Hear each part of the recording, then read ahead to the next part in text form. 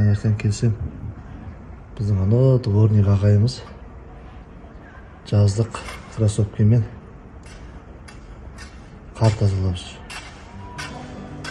Сол жігіттермен құдай қаласа сол ағайымыздың аяғына жақсы аяқ киім алып беруге ниеттеніп жатырмыз. Көреміз қалай болады екен. Келдік қазір табаны қалың, аяқ тоңдырмайтын жақсы бір аяқ киім алып боламыз.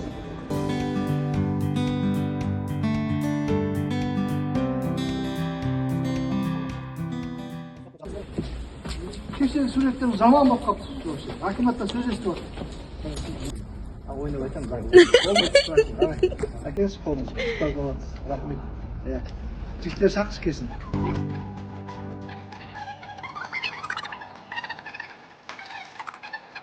Көршіңізді.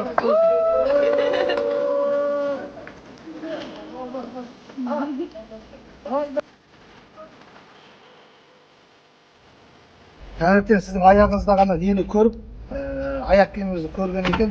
Ағай, бұлай жоқ, мынадай начосы бар, мынадай аяқ киім oldu ағай. Жүріңізші, кигізіп көрейік. Келіңіз.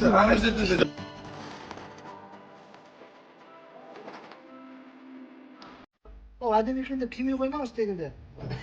Жұмыс үшін алып дегенде. Үйге апарып түсіп қоймаңыз, жұмысты сатады ғой. Әдемі. Қолдарыңыз, ал сондай начосы бар, носкіңіз ішінде аяғы тоңдырмаңыз, жақсы ма?